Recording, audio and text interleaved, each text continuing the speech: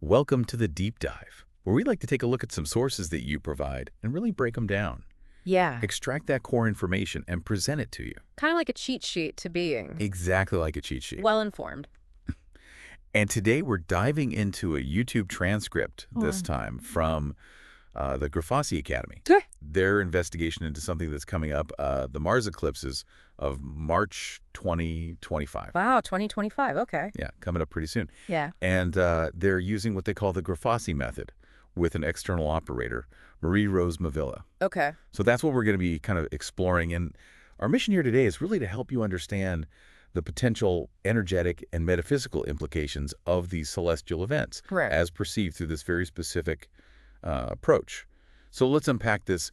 What is this Grifasi method all about? Well, yeah, it's fascinating right off the bat, the Grifasi method and this idea of an external operator. I mean, it's definitely a very specific way of looking at things and trying to get information. And so, as we understand it from the transcript, the Grifasi method basically involves someone with a very developed sensitivity. So that's the external operator. And they basically use their perceptions to kind of explore these non-physical aspects of events. Right. So in this case, it's Marie-Rose Mavilla. So we're talking about her perceptions, There. her unique perspective on these eclipses. Okay, great. And they start their investigation by looking at a planetary alignment that was perceived on February 28th. Okay.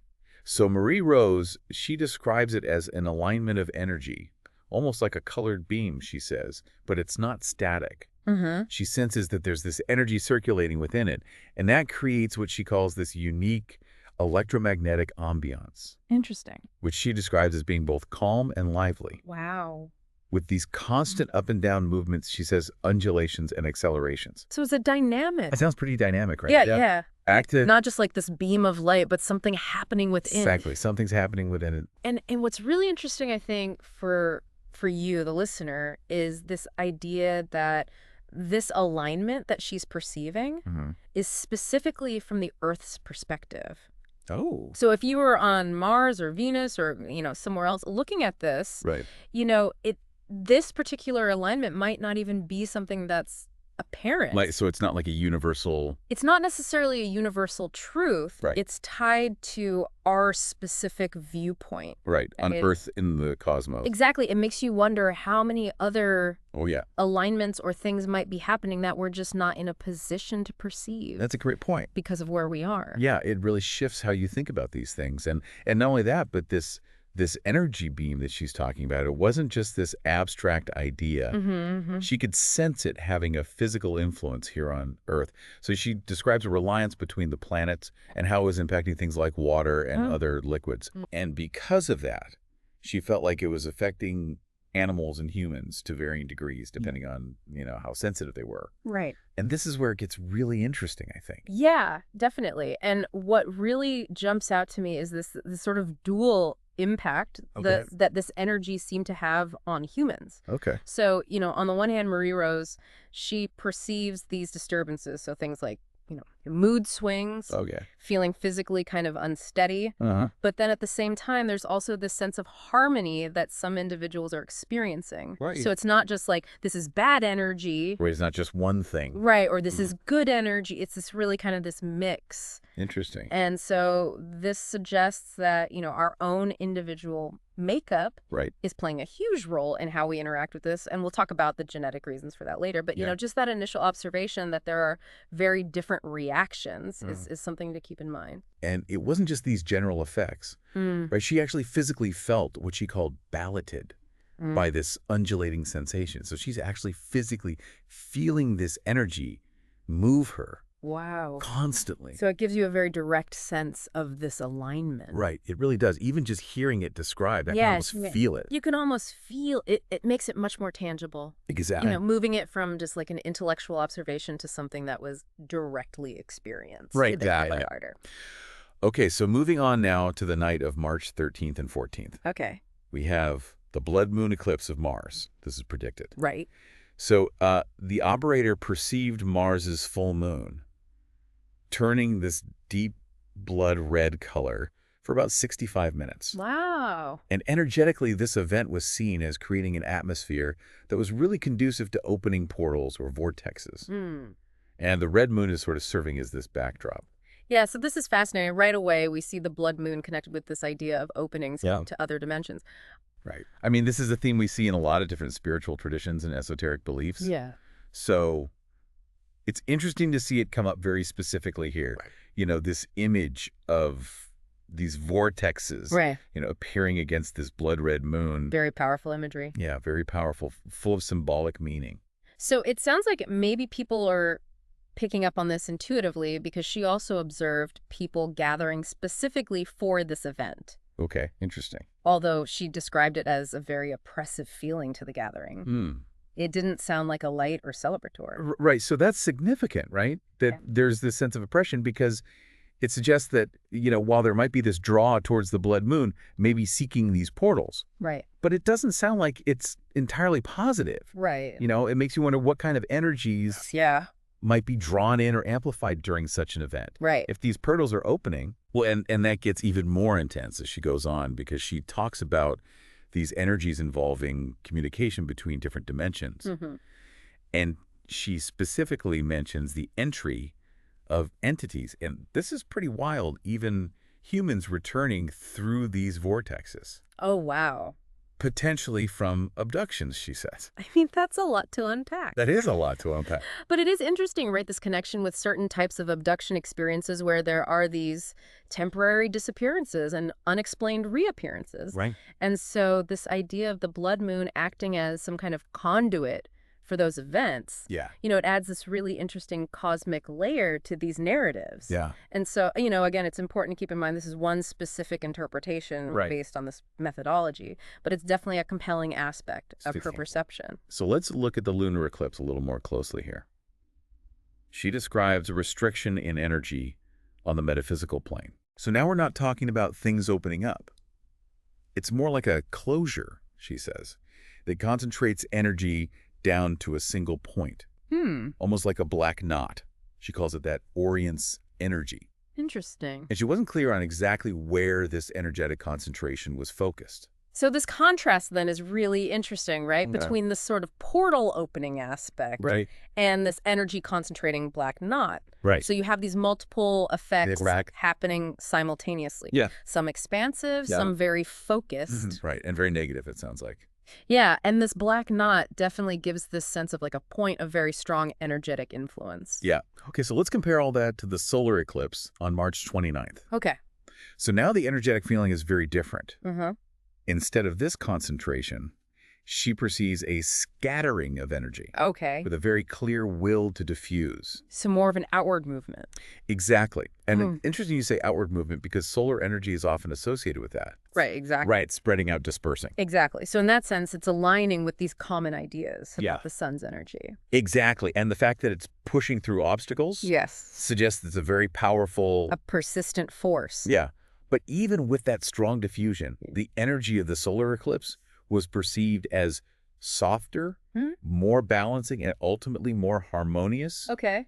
than the lunar eclipse energy. So quite a contrast there Right. between these two eclipses. Right. The lunar eclipse with the blood red moon, with the opening of portals.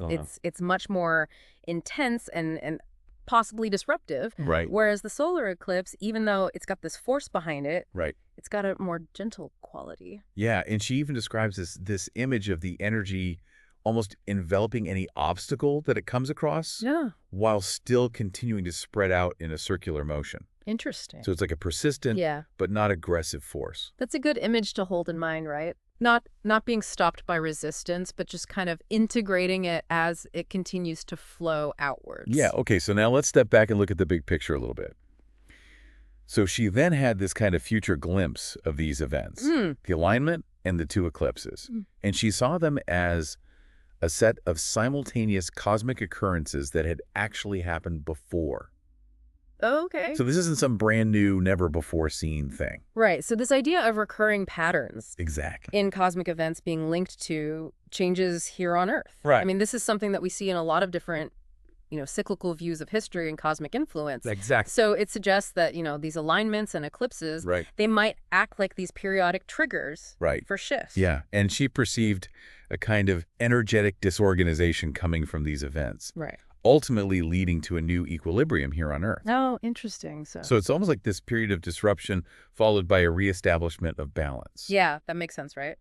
I mean, big changes often involve the breaking down of old structures. Right. Before something new can emerge. Right.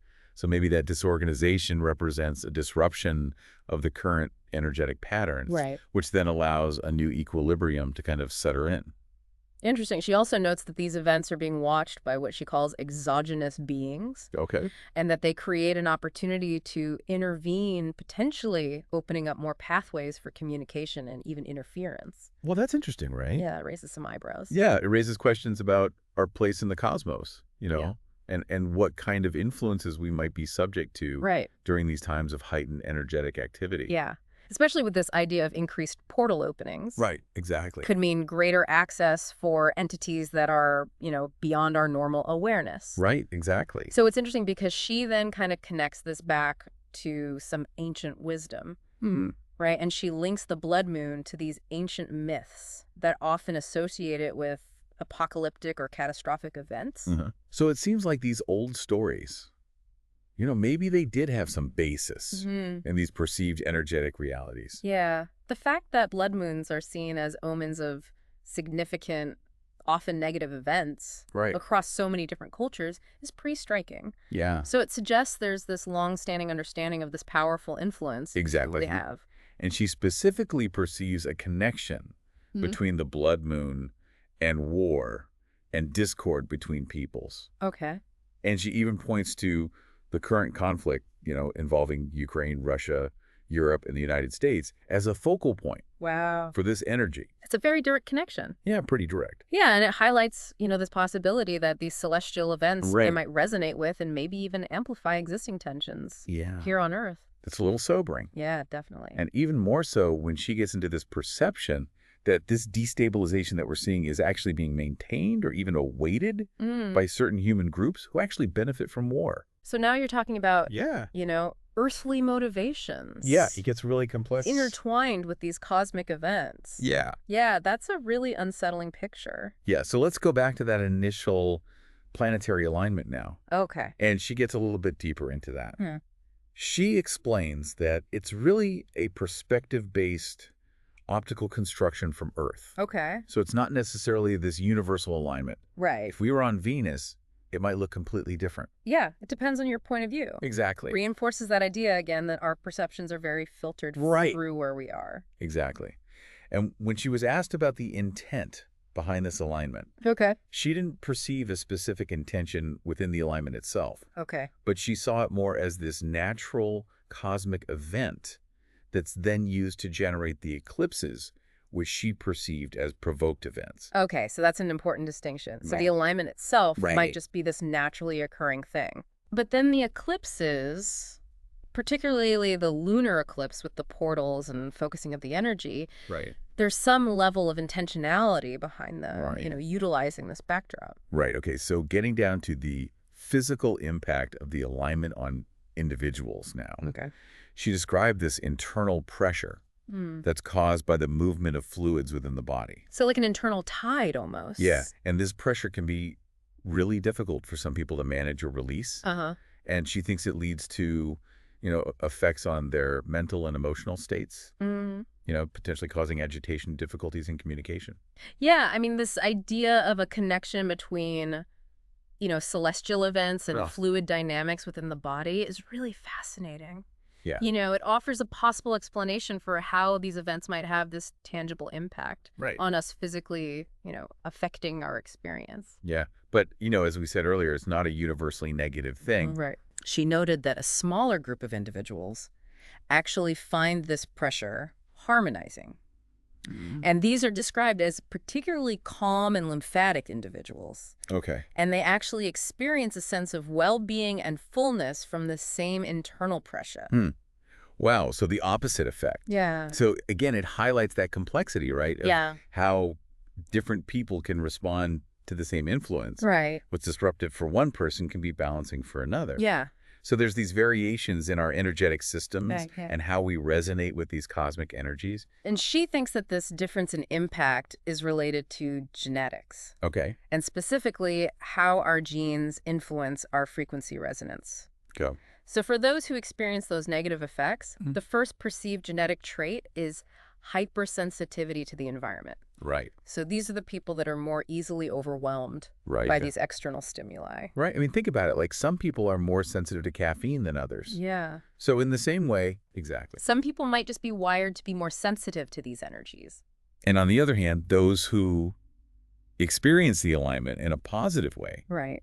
she perceives that they have what she calls a helping genetic. Okay, a helping genetic. Yeah. Which basically tools them with this automatic balancing ability. Okay, so they've got this built-in resilience Right. or adaptability, Exactly. and it allows them to harmonize Right. with these external frequencies. Well, exactly. It's like having a built-in energy stabilizer. Right, exactly. Yeah. So she's not just talking about humans here, this feeling of disequilibrium. Okay. She observed similar impacts in animals that live in herds or groups. Right. So affecting their behavior. Yeah, how they interact, how they move. So broader biological sensitivity. Right, it's not just us. Yeah, and that supports this idea that these energetic shifts are real Right. and they're influencing living organisms Yeah. beyond humans. So going back to the blood moon for a second and those humans returning, she identified them as potentially coming from abductions. Right. And the intention behind their return isn't positive. She says it's to create confusion, destabilization, generate these low frequencies, and disharmony on both physical and mental levels. So there's a potential for intentional manipulation here. Exactly. Wow. And the thing is, the returnees themselves are observed to be confused and destabilized. So they're being used. Exactly. Wow. Okay. And she's also observing people gathering for rituals during the blood moon. Okay. And specifically, she mentions outdoor circles. Okay. And she describes the intent behind these rituals as satanic, involving calls to what she calls demonic entities. So we're moving into the realm of ritualistic practices now. Right. And how they connect to these events and Yeah. interdimensional energies. Yeah, and she sees the opening of portals during the blood moon as making it easier for these entities to enter. Right. So again, access is opening up. And the impact on those performing the rituals was this feeling of omnipotence and power on the one hand, contrasted with submission and being possessed on the other. So it's this duality, right, of power and subjugation, Right. and highlights this unbalanced energetic dynamic Right. that might be at play. Okay, so going a little deeper into that lunar eclipse energy focus, she clarified that the restriction that she sensed wasn't aimed at a physical place, Okay. but rather it was directly impacting an egregore of war. An egregore. Yeah, and specifically centered around that conflict between Ukraine and Russia. Right. So maybe we should explain what an egregore is a little bit. Yeah, I mean, think of it like an energetic cloud. Okay. Or an entity even that's Yeah. created by the collective thoughts and emotions Right. and intentions of a group of people focused on a particular thing. Yeah. So in this case, war. Yeah, so it's like this thought form almost. Exactly. And so her perception is that the blood moon's energy is targeting and maybe even amplifying this energetic field. Interesting. And she says this war, egregore, is well-nourished, Okay. not just in those countries involved, but globally. Globally. So how is it being fed? Well, she says it's through things like mass manipulation via the media, the generation of fear, the contradictory information that keeps people confused, All right. and even the energy of money flowing around the conflict. Wow. So it paints this picture of this system where human activity and these emotional states are contributing to its strength. And that mention of money is interesting too, because it highlights these intricate ways that these collective entities can be sustained. And she says that those who are most susceptible to this are individuals who have a fear of war and escalation of war. Right. And that fear weakens their ability to discern truth, keeps them in a state of anxiety and dread. So fear is a key factor here. Yeah. And it's almost like that fear acts as a resonant frequency that makes people more vulnerable To this negative egregore. that influence, exactly. Okay, so contrast that now with the solar eclipse. Okay. That diffused, softer energy she perceives as being connected to the sun itself, Uh-huh. but without any specific negative intention. Right. So the sun is often seen as the source of life-giving and harmonizing energy. Right. So this idea that it's trying to restore balance Right. makes sense, Yeah. aligns with these broader ideas. And that duality between lunar and solar is something to keep in mind. Exactly. Okay. But there's a twist. Okay. She perceived a kind of break being applied to this rebalancing effect of the sun's energies. Almost like to prolong the imbalance. Exactly. Wow, so there's this intention behind the eclipse event itself, Right. even though the sun's energy is naturally inclined towards equilibrium. Exactly. So there's some other force at play here. Yeah, like a cosmic tug of war Right. with this hidden player. Yeah. But despite that break, the physical impact of the solar eclipse's energies is still perceived as this gradual but steady return to harmony and peace, Okay. both individually and collectively. So there's hope Yeah. that even in the false of this manipulation, Right. there's this natural harmonizing influence. That will eventually win out. Exactly. And she also perceived similar sequences of cosmic events like this in the past, Yeah. linked to significant historical wars that led to major shifts in civilizations. Interesting. So this cyclical view of history where cosmic events Yeah. correlate with periods of conflict and change, Right. it raises really big questions. It's huge questions. About, Yeah. the interconnectedness of these celestial and terrestrial events Yeah. throughout human history. Okay, so last but not least, Okay. she describes the observation of these events by various entities. So we're talking reptilians, different types of spacecraft and beings, including humanoids, different races with different intentions. And it seems like their primary motivation is to gather energy from the destruction caused by earthly conflicts. Right. So this idea that there are these non-terrestrial entities Right. observing and Totally. potentially, drawing energy Right. from human conflict and these disturbances is something that comes up a lot Right. in a lot of these different, alternative narratives and theories. And she sees them as looking for opportunities to further interfere, Right. including infiltrating and possessing humans Hmm. by using gurus who spread misleading spiritual messages for mental manipulation. So they're trying to take advantage of the situation? Exactly. And she says that these events create an easier opening for this interference. Right. They're even attempting new experiences, including forms of what she calls zoology. Wow, that sounds like a busy time Yeah. in the non-physical realms. So to wrap up this deep dive into these Mars eclipses, Yeah. we've explored this really unique perspective on these upcoming celestial events. We've looked at the contrasting energies of the alignment, that blood moon lunar eclipse, with the portal opening and the focus on that war egregore, Right. and the more harmonizing but potentially influenced solar eclipse. Right. And we talked about all these different potential metaphysical and energetic happenings Exactly. and influences from both, here on Earth and not from here. Right. So I think the key thing to remember is that this is one specific interpretation Right. based on the material that we had and this methodology that they're using.